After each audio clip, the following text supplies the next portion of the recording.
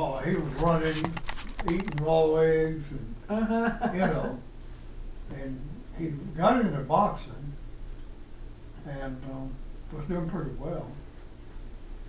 And he worked at Bell Baker's at night, hand wrapping rolls. And he and Frank Morgan and Boat, Ed Bull, would go out to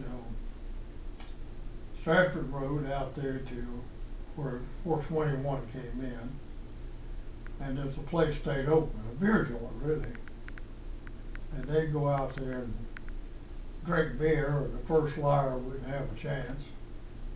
And the old one tried to top him. Anyway,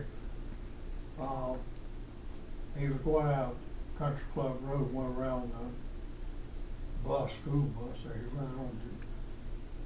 And Curtis' face is, all this was artificial, they put it back. And Ed Bolt was killed. Now Frank Rager was killed. And Ed Bolt was in the cast for a year or two. And then he always worked at the bakery, you know, usually on the wrapping machine. Then he got up and I think he was working for Kearns at that time, maybe in Highport, I'm not sure. But anyway, there was about 6 years difference between Curtis and me. So you know, he was 20 and I was 12 or 13. That's like me and Linda. Yeah, so, and then Clarence, Clarence was always one to just do things. And we never know, but he worked with Clyde Myers, waxing cars and stuff like that, and then he got going up to Pennsylvania and so on, and trading Packards and Cadillac cars for Amos. And he did a good job, and he, over at Totten service station, I was going up with him, and he was cleaning out the gas line came loose and ran in his ear, and he had to have a mastoid operation. And then, poor fellow, he was going to the basement at the airport there, and they had a thunderstorm, lightning hit him, and he rolled all the way down to the garage. Oh no, I didn't know that. Jeez. Yeah. I had no Wow. idea. He hit him solid. And then he got into it somewhere down there on 3rd, I guess, and Church. Yeah, this corner there, across from Lincoln Theater, which was a color theater. But anyway, he ran dry cleaners. And he did that for a while. Then he got married to Joanne. And somewhere or another he got hooked up with Duke mayonnaise. And he bought a truck from Clyde Myers and went around through the country selling mayonnaise. Didn't know any of this. Yeah. So then he got back into the bread route. There again. He decided it was no use working on Wednesday, so he didn't tell anybody. He just didn't work on Wednesday. I bet that went over big. And then of course, you know, he wanted to build him a house up there, and he built it. I think he is on Woodrow, whatever that street was, and he built that. Nita had. Nita. Yeah, and you go out the back door and steps rather than going down, you went slant down. But he learned and worked hard, and then he opened a Royal Cafe in Walkertown. Now you know I remember that. He had a pool room in there. Yeah. I do remember that. Yeah. And so then Shay Jones was the sheriff, and he and Shay become fast friends. And so he built a house for something for him. Then he got into, of course, that. Then he got to building houses, and he would save surplus lumber and had it put on a lot, and commodes or anything like that. Then he bought a lot down in Carolina Beach, and he moved that stuff down and built a motel. Oh, okay. But all the material, most of it came from people that paid for it, you know, a contract to build the house. And that was about it. And I was over at Raymond's. It's a thrift store. And Daddy told me that Clarence had just, somebody called and said he had a heart attack. So I just left him there and went down to the beach, and he was in the hospital. And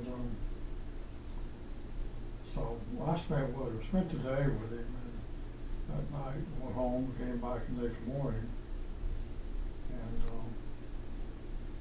he was in there, and I was, you know, talking to him. I only let two people up there, so then Joanne and Shirley came. So I went down and got a newspaper. I told Clarence I'd be back. I went down, you know, I thought they'd be up there a couple hours anyway. And I was sitting in the chair, and Shirley come down and said, Ernest, Daddy's up there and he won't listen, he's getting out of bed. And I said, okay. She said, you go up. I went up. And he was getting out of bed. I said, Clarence, lay in the bed. He said, I gotta go to the bathroom. I said, you don't go to the bathroom with 10 wires and tubes hooked to it. And I said, I don't want to do that kind of stuff. So he raised up and went to the door and fell back dead. Oh, good gosh. That was it. Did you know that? I knew that Shirley told me that he was throwing a fit. He wanted up and he was going home. And they were having an awful time with him. I didn't have a clue about how that happened. Yeah, because he got a little better and then shot Sherlock. He died. Yeah. Now, I tried to call him. I finally got Helen. I called Curtis. They were in the mountains. Yeah. And so I finally got, no, they were in Lynchburg. Lynchburg working. Was it Lynchburg? Okay. Yeah, Flowers Bakery. Okay. And he was during the daytime. So I called it there, and they said he was out. And I said, well, you have his number at home? And they gave it to me. I called Helen and told her. Yeah, Clarence wasn't but 57 years old. That's all. Well, he had taken out 32 air conditioners that day. Started about 4 o'clock in the morning. And took them out and cleaned them and put them back. And those were high windows, that second floor. Yeah. And he was,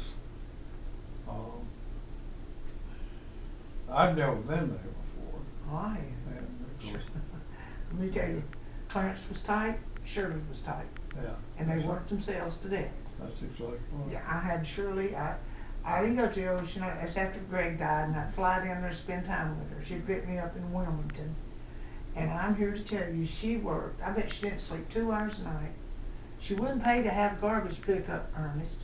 She'd wait till nighttime and get all that trash and put it in Clarence's old truck and find an illegal dumpster and dump it. And Yeah. she did that every night. She cleaned all of her own rooms. She washed all the sheets and towels and pillowcases. She wouldn't use a dryer because it cost money.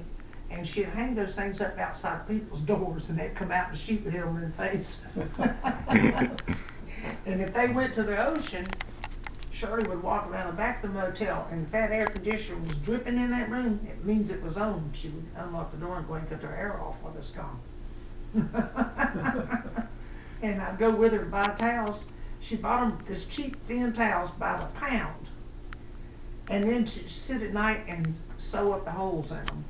and use them over. She made big bucks when she sold that place, cause she did all of it herself, Yeah, every bit of it. well, it was, that was place Raymond was, when he was young, until he was 15 years old, he was always puny. In other words, we rode in the car, three of us rode in the back, and Raymond rode with Mama. He was always, he didn't weigh 50 pounds, and always pale, and,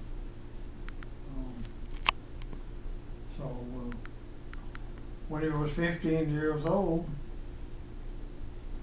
in 1 year, he grew about 6 inches and put on about 100 pounds. Wow. I don't know what happened. He got, real big. I remember him being big. Yeah. But I don't know what happened. It was the genes or something started. And of course that hit us about it. He worked on a bread truck, and of course he married Margaret.